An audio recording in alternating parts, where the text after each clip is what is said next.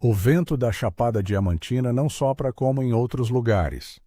Em Igatu, aquela vila de pedra incrustada na Serra Baiana, o ar parece carregar o peso dos séculos, um assobio que se arrasta entre as ruínas de Quartzito, sussurrando segredos de garimpeiros mortos e fortunas que viraram poeira.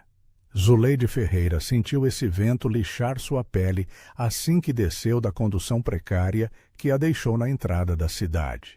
Ela tinha 42 anos, mas o cansaço que carregava nos ombros parecia datar da fundação daquelas montanhas.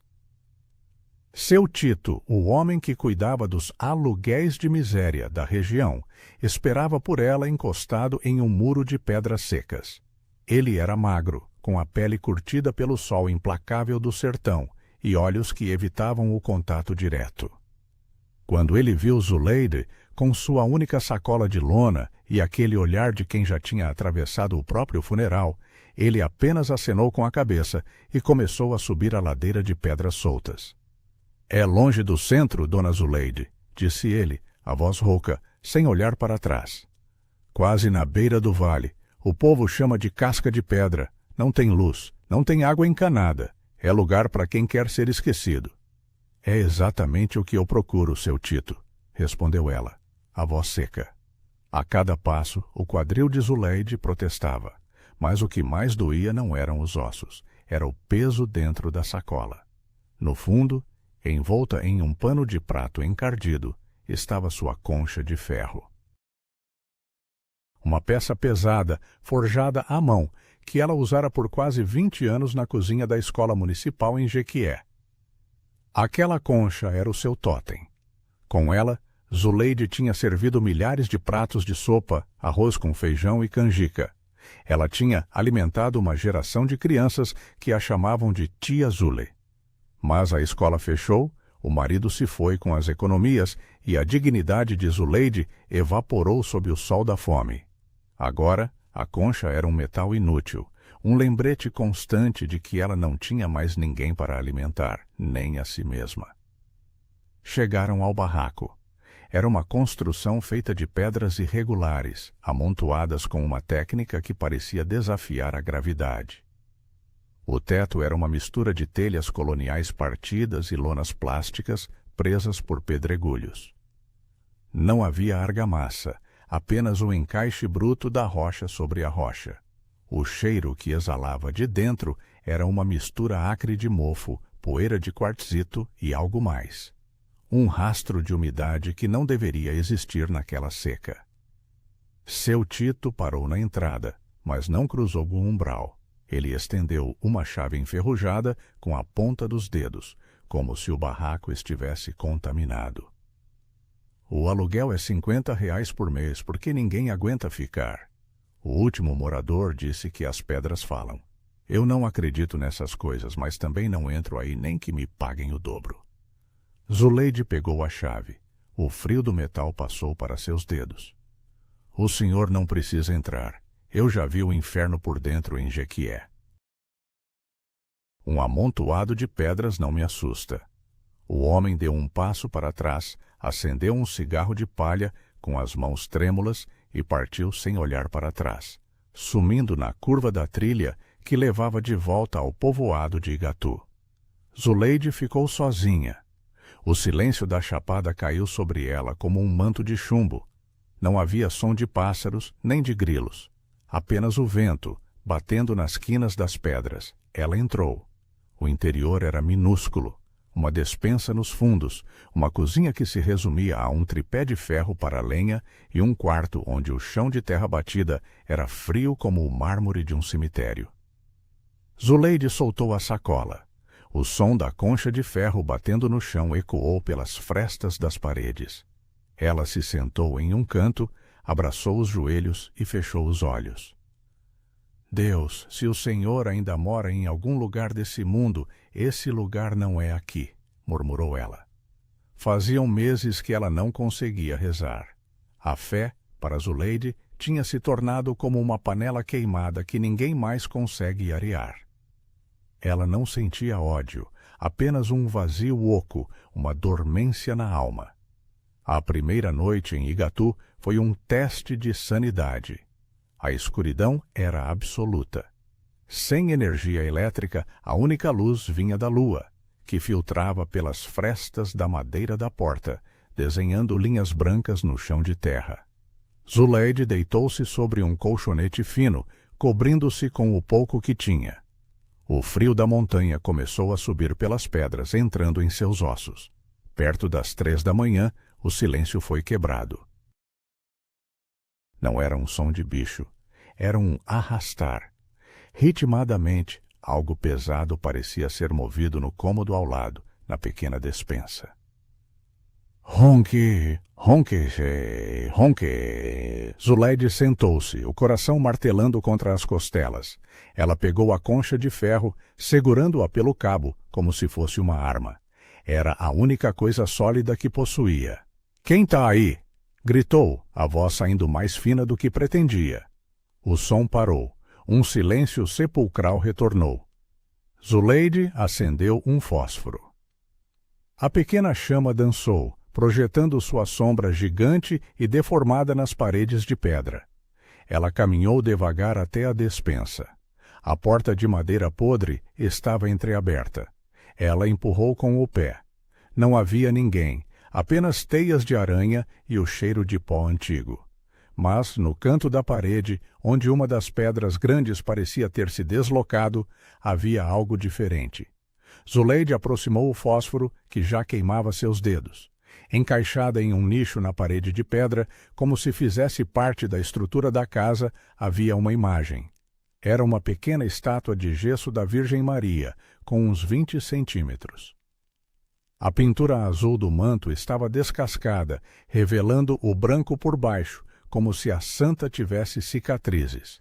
O rosto estava manchado pelo tempo, mas os olhos eram de um vidro profundo, que pareciam capturar a luz morta do fósforo e devolvê-la com uma intensidade assustadora. Zuleide sentiu um arrepio que não vinha do frio da chapada. Ela estendeu a mão e tocou o gesso frio. Na base da imagem, gravado de forma rústica, podia-se ler: Refúgio dos que nada têm. Ela pegou a imagem e a levou para o quarto. Colocou-a sobre o único caixote de madeira que servia de mesa. Por um longo tempo, Zuleide ficou encarando aquela estatueta. Ela não sentiu uma conversão súbita, nem uma alegria milagrosa. O que ela sentiu foi uma curiosidade dolorosa. Aquela imagem parecia tão abandonada quanto ela. Então você também foi esquecida aqui nessa tumba de pedra? Perguntou Zuleide à imagem. Pois saiba que eu não sei mais rezar. Se você quer companhia, vai ter que se acostumar com o meu silêncio. Zuleide voltou a se deitar, mas naquela noite o sono não veio. O vento lá fora mudou de tom. Não era mais um assobio. Parecia um lamento, uma voz feminina que se perdia nos desfiladeiros da chapada. E misturado ao cheiro de mofo do barraco, começou a surgir um perfume. Doce, suave, um cheiro de manjericão fresco e lavanda, como o que sua mãe plantava no quintal antes de tudo dar errado. Ela olhou para a imagem no escuro. Por um segundo, teve ela a impressão de que a luz da lua, que batia no manto descascado da santa, não era um reflexo, mas um brilho que vinha de dentro do gesso.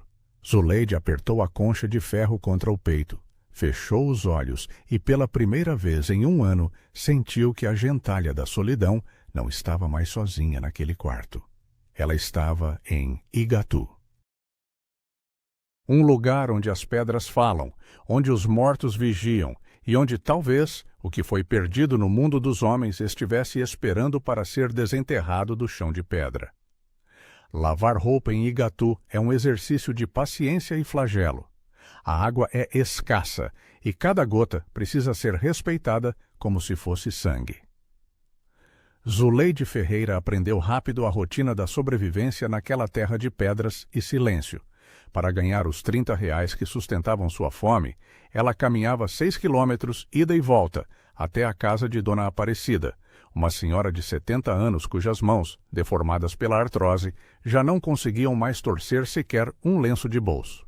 O trabalho era pesado. Zuleide passava o dia debruçada sobre o tanque de cimento, esfregando o suor e a poeira das roupas de cama da velha senhora. O sabão de coco, misturado ao cal das unhas de Zuleide, corroía a pele, deixando os nós dos dedos em carne viva. Mas enquanto esfregava, sua mente vagava. Ela não pensava no futuro. O futuro para ela tinha morrido em Jequié, mas sim naquele perfume de manjericão e lavanda que insistia em brotar nas frestas de sua consciência. "Você está com o olhar longe, Zuleide", comentou Dona Aparecida certa tarde, enquanto observava a outra estender os lençóis brancos no varal de arame. "Parece que está ouvindo coisa que eu não ouço." Zuleide parou, o braço erguido, um prendedor de madeira entre os dentes. Ela hesitou. Como explicar que, desde que chegara ao barraco de pedra, o mundo parecia ter ganhado uma frequência nova? "É o vento da chapada, Dona Aparecida. Ele faz muito barulho lá no vale." Mas não era o vento. Naquela mesma manhã, enquanto descascava um pedaço de aipim na varanda do barraco, Zuleide ouvira.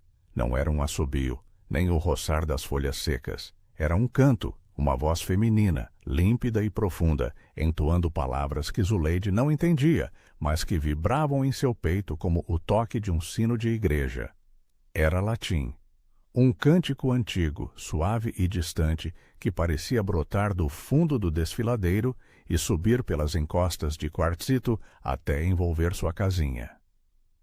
"Salve Regina, Mater Misericordiae." As palavras flutuavam, etéreas, e cessavam abruptamente assim que Zuleide tentava localizar sua origem. À noite, a solidão do barraco tornava-se ainda mais espessa. Zuleide acendia uma única vela diante da pequena imagem da Virgem Maria, a refúgio dos que nada têm. A imagem permanecia lá, no caixote de madeira, com seus olhos de vidro observando-a na escuridão. Zuleide não rezava, não com palavras. Ela apenas ficava sentada, segurando sua concha de ferro, sentindo o peso do metal frio, esperando pelo que sabia que viria. O segundo sinal aconteceu na terça-feira da segunda semana. Zuleide acordou sobressaltada. O celular, que ela mantinha carregado apenas para ver as horas, brilhava no escuro. 03:33. Imediatamente ela sentiu o cheiro. Não era o cheiro acre do quartzito úmido ou o bafio de mofo do barraco. Era um perfume inebriante, denso, de manjericão fresco e lavanda. O aroma era tão real que Zuleide fechou os olhos e, por um instante, não estava mais em Igatu.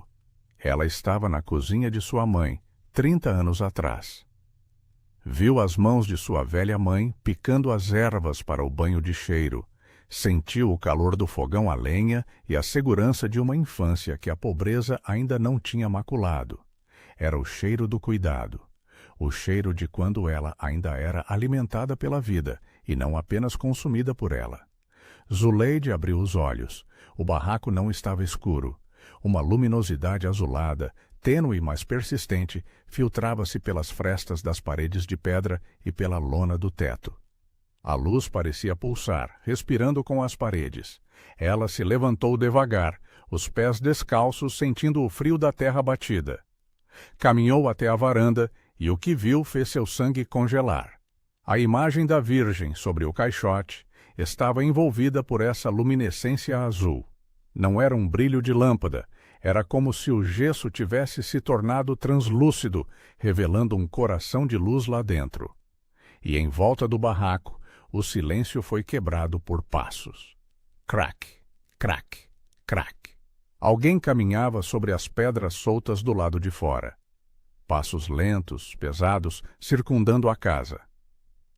Zuleide prendeu a respiração. Seria o corretor? Algum bicho?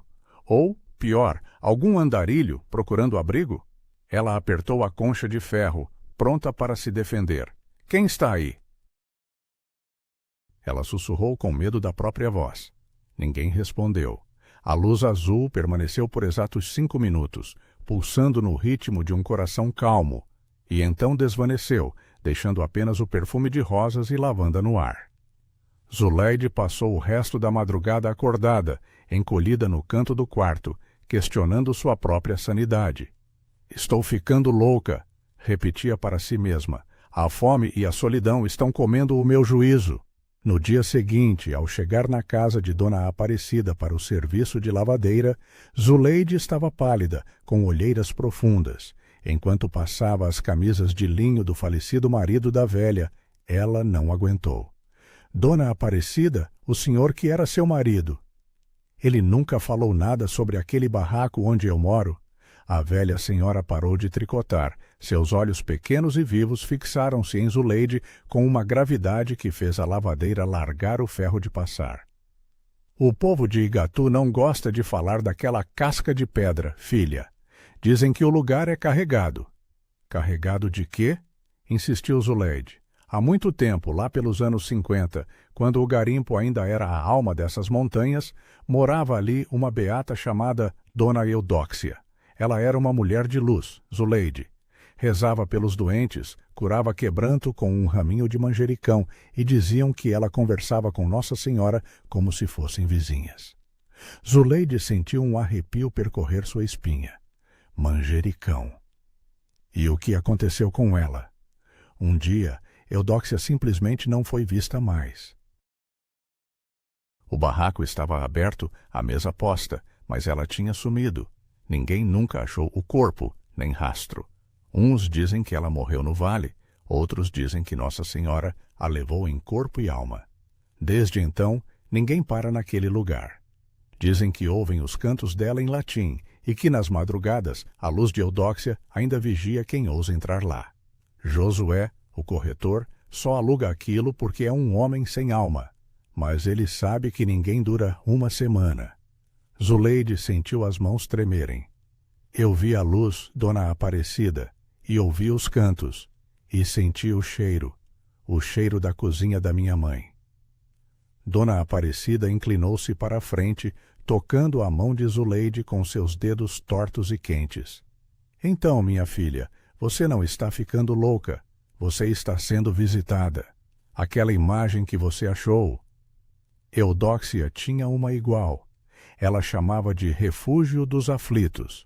Se a santa apareceu para você, é porque o seu deserto está chegando ao fim.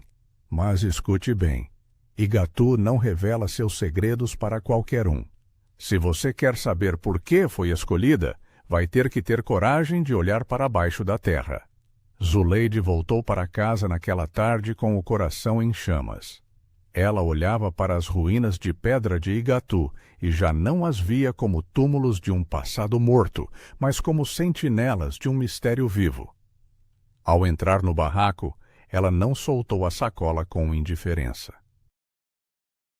Ela caminhou até a imagem da santa, ajoelhou-se, algo que não fazia desde que seus filhos a deixaram, e colocou a concha de ferro aos pés do gesso descascado.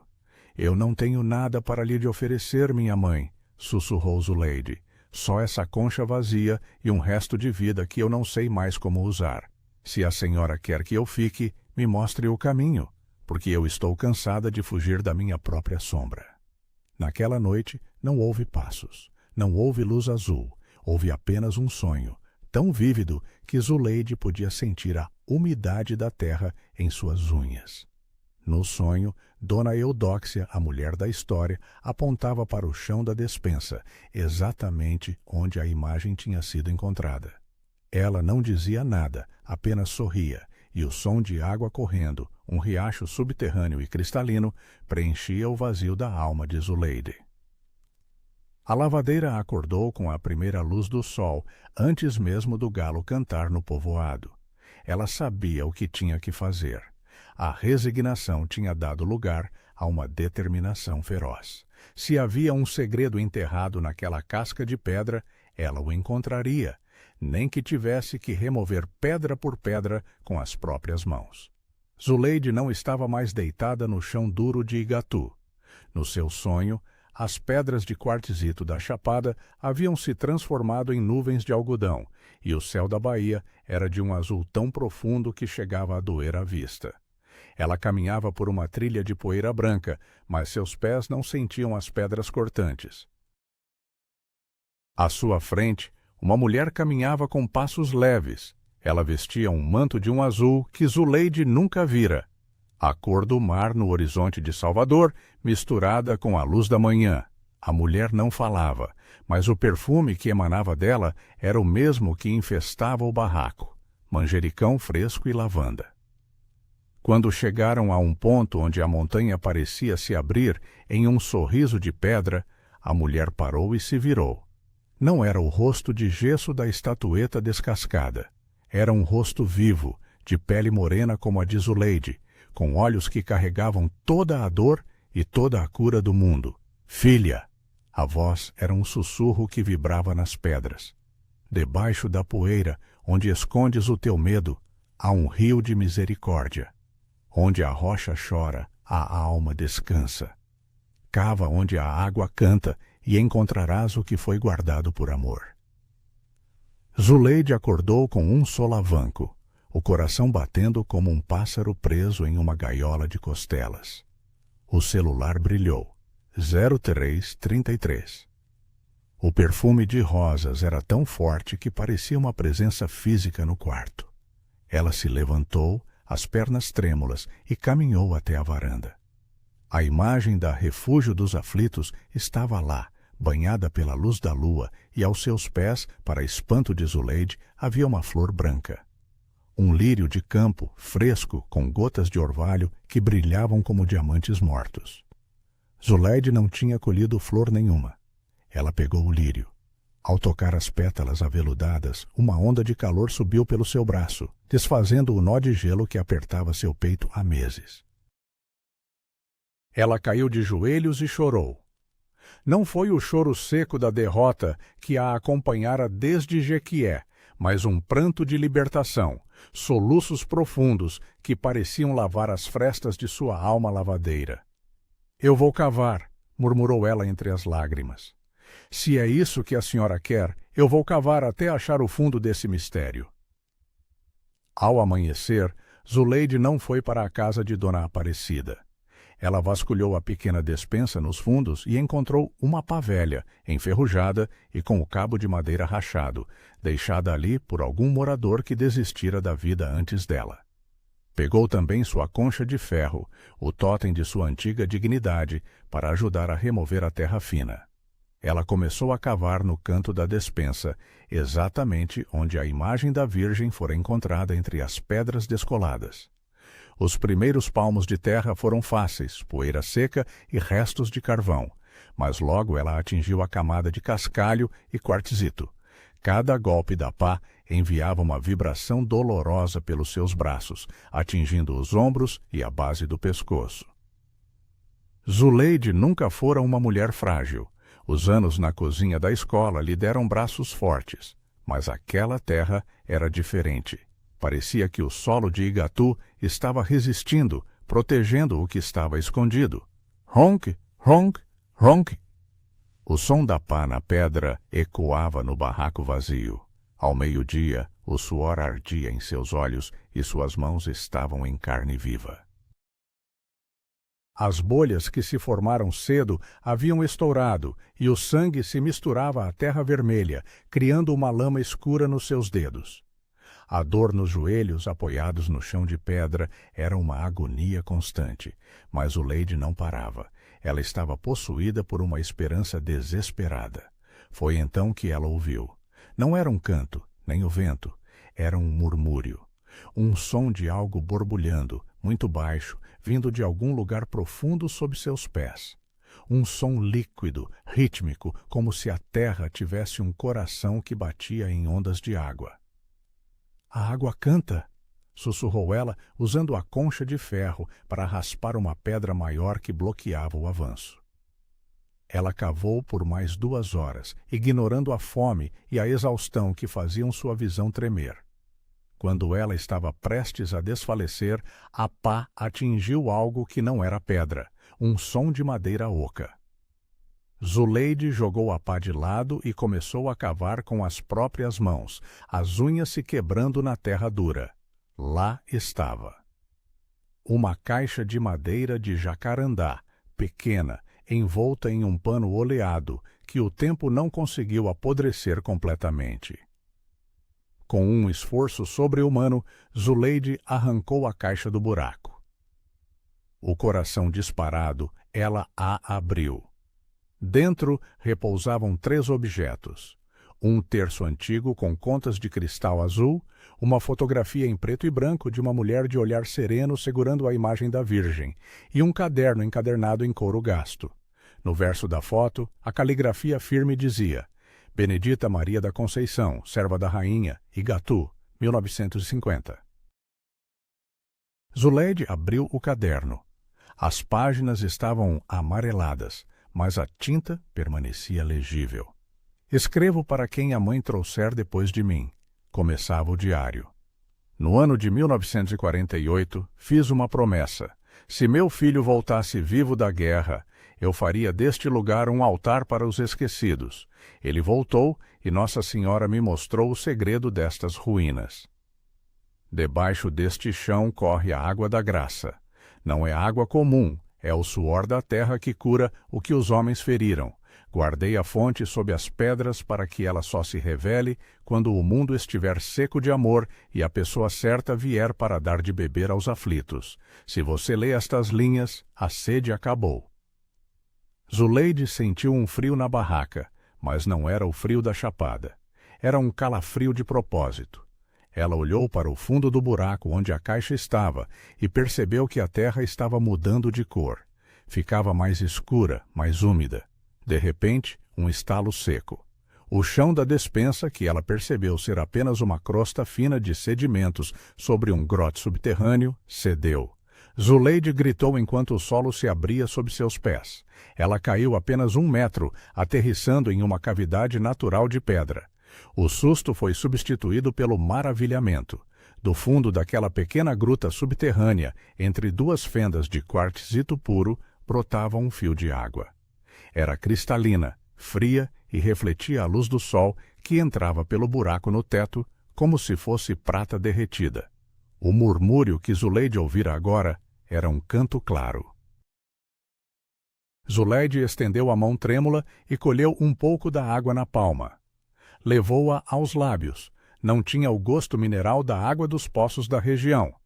Era leve, doce, e ao engolir, ela sentiu como se cada célula de seu corpo cansado recebesse um choque de vida.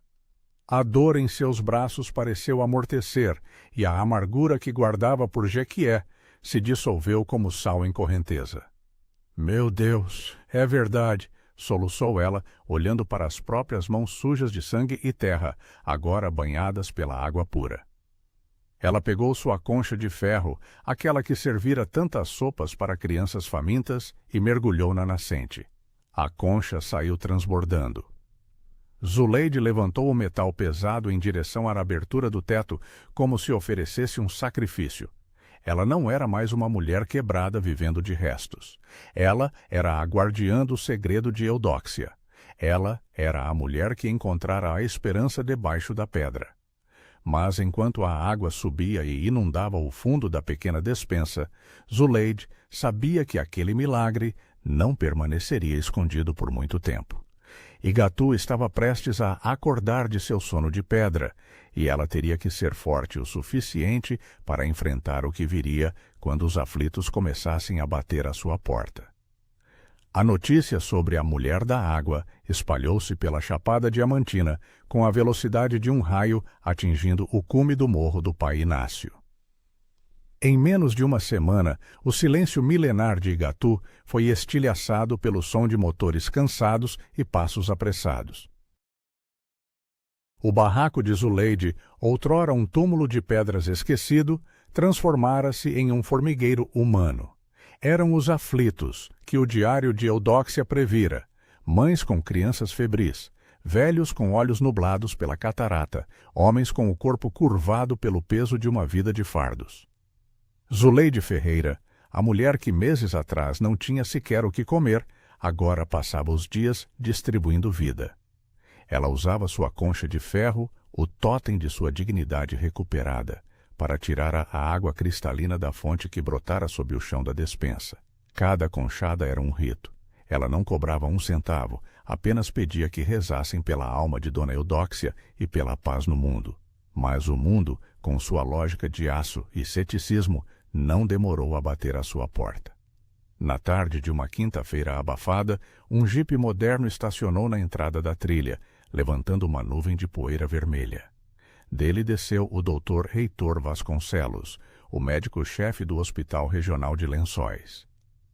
Heitor era um homem de 50 anos, com o rosto esculpido pela rigidez da ciência e olhos que só acreditavam no que o microscópio podia revelar.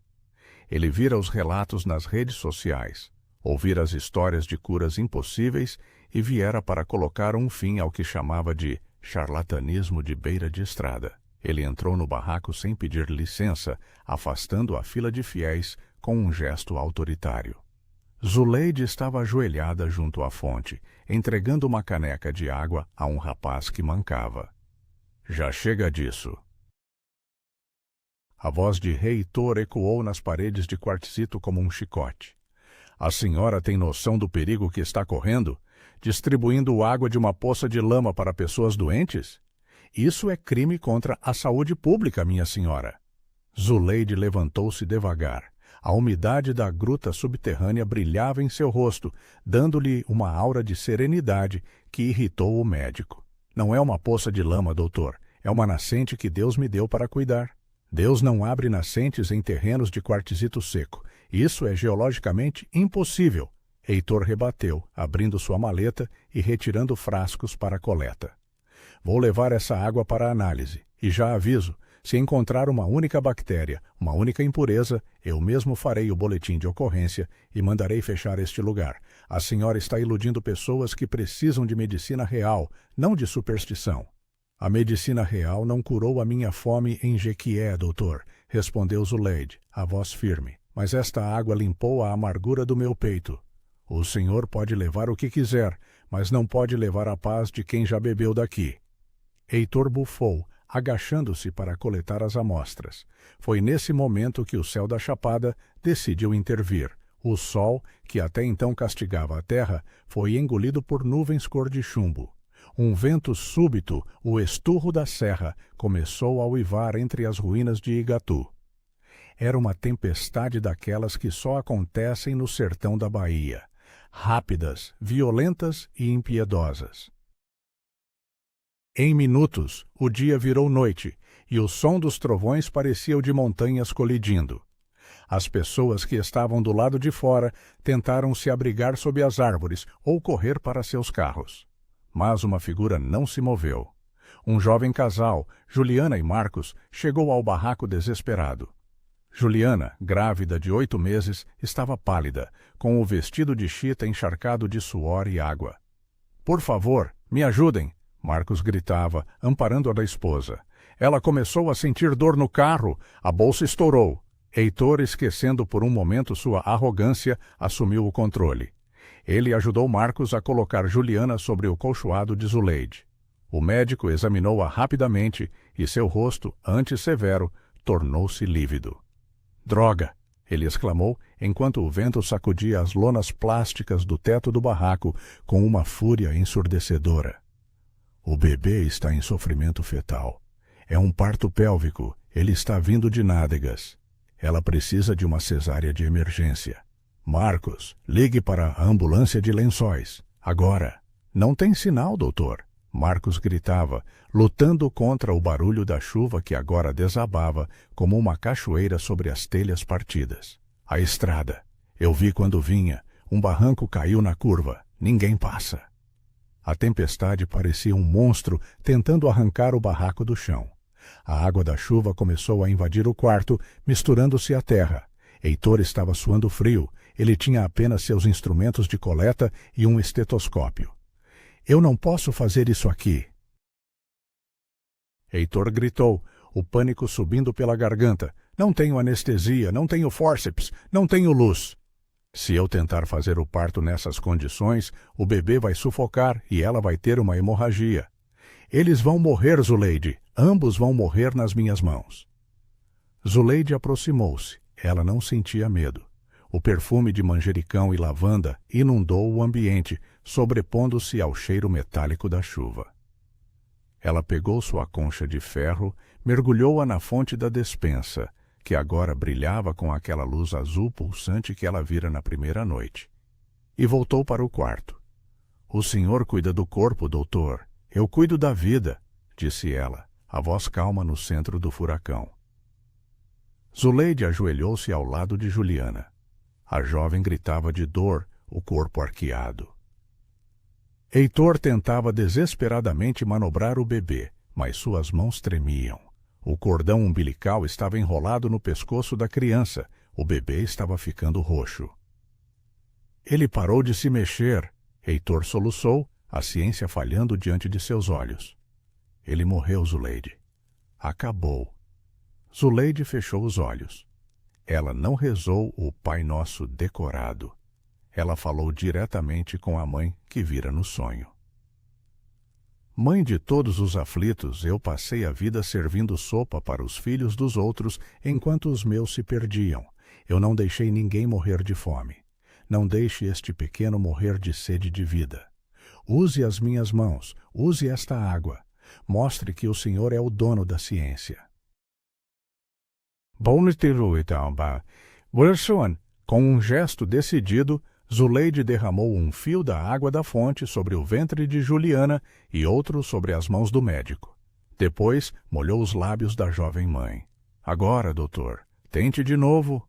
Heitor, como se estivesse em transe, sentiu um calor súbito nas mãos. A rigidez do corpo de Juliana cedeu. Em um movimento que ele nunca saberia explicar tecnicamente, o bebê girou. As nádegas deram lugar à cabeça. Um esforço final, um grito rasgado de Juliana, e a criança deslizou para as mãos do médico. O bebê estava imóvel. Não chorava. Heitor começou a massagear o peito minúsculo, o rosto banhado em lágrimas e chuva. Respira, filho. Por favor, respira. Zuleide pegou a concha de ferro, ainda com algumas gotas da água da fonte, e aspergiu sobre o rosto do recém-nascido. Naquele instante, um relâmpago iluminou todo o vale de Igatu, e um trovão sacudiu as fundações do barraco.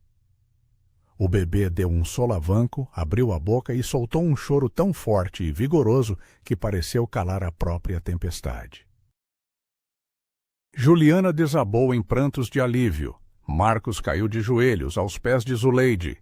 Heitor, o homem da ciência, o cético que viera para fechar o santuário, permaneceu estático, segurando a criança, sentindo o pulsar da vida que ele declarara morta. A chuva parou tão subitamente quanto começara. O silêncio voltou a Igatu, mas não era mais o silêncio da morte, era o silêncio do milagre.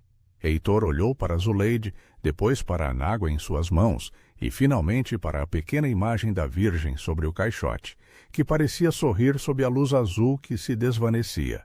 — O que foi isso? Ele perguntou, e a voz falha, o ego destruído. Zuleide pegou o bebê, envolveu-o em uma toalha limpa e o entregou à mãe. Depois, olhou para o médico com compaixão. — Isso, doutor, foi a sede encontrando a fonte. O senhor veio buscar bactérias, mas acabou encontrando a verdade. A partir daquela noite, ninguém mais ousou questionar o que acontecia na casca de pedra. Heitor não enviou as amostras para o laboratório. Ele sabia que não havia reagente no mundo capaz de medir o que acabara de testemunhar. O santuário de Nossa Senhora Refúgio dos Aflitos estava selado pelo sangue de um nascimento e pela água de uma fé que nem a ciência, nem a dor poderiam mais apagar. O destino de Igatu sempre esteve escrito nas pedras, mas foi nas mãos de uma cozinheira cansada que o capítulo final daquela história começou a ser traçado. 3 meses haviam se passado desde o nascimento milagroso de Maria Aparecida sob a fúria da tempestade. O barraco de pedras, que seu Tito jurava ser inabitável, não era mais apenas uma morada. Era o epicentro de uma fé que a Bahia não via há décadas. A oficialização do santuário, porém, exigia o rigor dos homens.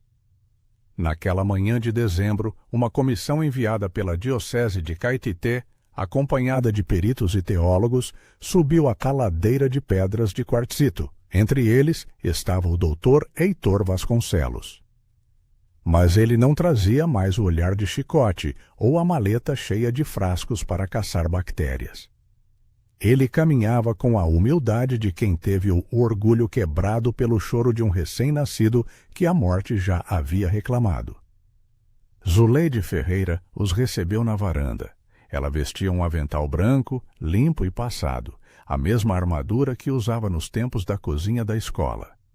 O rosto, antes um mapa de amargura e poeira, agora refletia uma paz que parecia vir de dentro do quartzito. Ela não disse muito, apenas abriu a porta e os convidou a entrar na pequena capela provisória que o povo, espontaneamente, ajudara a erguer dentro da casca de pedra. Senhores, começou um dos peritos, um homem de óculos grossos e voz monótona. Estamos aqui para documentar o que a imprensa tem chamado de o fenômeno de Igatu. Precisamos de provas visuais, relatos consistentes e, acima de tudo, uma explicação para essa suposta fonte que brota em terreno seco. Heitor deu um passo à frente, interrompendo o colega. Não busquem explicações onde a lógica já se deu por vencida, disse o médico, a voz firme e emocionada. Eu vim aqui para fechar este lugar e acabei abrindo o meu coração. Eu vi a vida vencer onde a medicina declarou derrota. O que acontece aqui não é para ser explicado, é para ser vivido. Nesse exato momento, o relógio de pulso de um dos seminaristas marcou o início da tarde, mas para Igatu, o tempo parecia ter se dobrado. Embora não fossem 13h33 da madrugada, a luz do sol que filtrava pelas frestas das pedras começou a mudar de cor. O que se seguiu foi um espetáculo que nenhum dos presentes jamais esqueceria. A pequena imagem da Virgem Maria, a refúgio dos aflitos, que repousava sobre o altar de pedra, começou a emanar uma luminosidade azulada. Não era um reflexo ou uma ilusão de ótica. A luz era densa, vibrante e pulsante. Ela se espalhou pelas paredes do barraco, e as pedras de quartzito, rudes e opacas, começaram a sofrer uma transfiguração. Zuleide observava, maravilhada. Sob o toque da luz azul, o quartzo dentro das pedras começou a brilhar com uma intensidade tal que as paredes pareceram perder a solidez. As rochas milenares tornaram-se translúcidas, quase transparentes, como se o barraco fosse feito de cristal puro. Era possível ver o coração da montanha pulsando através da pedra. O perfume de manjericão e lavanda tornou-se tão intenso que alguns dos presentes caíram de joelhos, chorando sem saber por quê. Vejam, sussurrou o perito, deixando a prancheta cair. As pedras, elas estão chorando luz. A fonte na despensa transbordou, e a água, ao tocar o chão transfigurado, brilhava como prata derretida. O silêncio na capela era absoluto, quebrado apenas pelos soluços de Heitor, que agora rezava o terço de contas azuis que Zuleide encontrara na caixa de Eudóxia. A manifestação durou minutos, mas para aqueles homens foi uma eternidade. Quando a luz finalmente se esmaeceu, deixando as pedras voltarem à sua forma bruta, a comissão já não era a mesma. O relatório que escreveriam não conteria termos científicos, mas palavras de assombro e reverência. Mas o milagre maior para Zuleide ainda estava por vir. Após a partida da comissão, ela sentou-se na varanda, olhando para o vale onde a mata fechada escondia os segredos da chapada. O sol começava a se pôr, pintando o céu de Igatu com tons de ouro e púrpura. Foi então que ela viu 3 vultos subindo a trilha. Seu coração deu um solavanco que quase a derrubou. Ela conhecia aquele caminhar. Jéssica, a filha mais velha, vinha na frente, com o rosto banhado em lágrimas. Atrás dela, os gêmeos, Rafael e Renan, com os ombros curvados não mais pela derrota, mas pelo peso do arrependimento. Mãe, a voz de Jéssica quebrou o silêncio do entardecer. Nós vimos as notícias. Nós vimos o vídeo da senhora. Por favor, nos perdoa. Nós te abandonamos quando a senhora mais precisou. Zuleide levantou-se devagar. Ela não sentiu o peso da concha de ferro, nem a dor nos joelhos. Ela correu para o encontro dos filhos, envolvendo os três em um abraço que parecia querer fundir suas almas novamente. Meus filhos, soluçou Zuleide, não há o que perdoar. Eu estava seca por dentro, e Nossa Senhora me trouxe para esta fonte para que eu pudesse transbordar amor para vocês. A casa está pronta, a mesa está posta. Eles entraram no barraco, que agora já começava a ser transformado em uma casa de alvenaria fina ao redor da fonte protegida. Zuleide foi para o fogão. Ela acendeu o fogo e colocou uma grande panela de ferro para ferver. Preparou uma sopa de legumes com carne, a mesma que fazia nos dias felizes em Jequié. O momento mais sagrado daquele dia aconteceu à mesa. Zuleide pegou seu totem, a concha de ferro pesada e gasta pelo tempo. Ela mergulhou o metal na sopa fumegante e, um por um, serviu os pratos de seus filhos. Enquanto o líquido quente preenchia as tigelas, Zuleide sentiu que sua vida, antes uma panela vazia e esquecida no canto de uma cozinha, estava finalmente cheia. Ela não estava mais alimentando estranhos. Ela estava nutrindo sua própria história. Comam, meus filhos, disse ela com um sorriso que iluminava o cômodo. Hoje a fome acabou para todos nós. Naquela noite, depois que os filhos adormeceram nos quartos novos, Zuleide foi até a fonte. O perfume de rosas estava lá, suave como um segredo. Ela ajoelhou-se diante da imagem da Virgem e, por um instante, viu uma sombra ao seu lado. Era uma mulher de cabelos grisalhos, vestida de preto, com um olhar de quem atravessou o deserto e encontrou o mar. Era Dona Eudóxia. A aparição não disse nada com os lábios, mas Zuleide ouviu em seu espírito. O ciclo se completou, guardiã. O refúgio está aberto e a água nunca mais deixará de cantar. A visão desapareceu, deixando apenas uma pequena flor de manjericão sobre o cristal da fonte. Hoje, quem viaja para a Chapada Diamantina e chega às ruínas de Igatu, encontra o santuário de Nossa Senhora Refúgio dos Aflitos. O antigo barraco de pedras foi preservado dentro de uma estrutura de vidro e granito, onde a pequena imagem de gesso descascado continua a vigiar os que chegam com a alma em pedaços. Dr. Heitor tornou-se o médico voluntário do santuário, tratando os corpos enquanto a fé trata as almas. Jéssica e os gêmeos reconstruíram suas vidas ali mesmo, ajudando a mãe a receber os milhares de peregrinos que chegam todos os anos. E Valdete? Não, Zuleide, a mulher da água continua lá. Agora, com 52 anos, ela ainda acorda todas as madrugadas às 3h33 para rezar o terço. Ela ainda distribui a água da fonte em pequenos copos, sempre dizendo a mesma frase para cada aflito que cruza seu caminho. Beba devagar, meu irmão, a sede é grande, mas a fonte é eterna. E dizem que, nas noites de lua cheia, quando o vento da chapada sopra mais forte entre as ruínas, quem apura o ouvido consegue escutar o som de uma concha de ferro batendo suavemente no fundo de uma panela, e um canto em latim que sobe do vale, lembrando a todos que mesmo no lugar mais esquecido do mundo, debaixo da pedra mais bruta, existe um tesouro de amor esperando para ser revelado.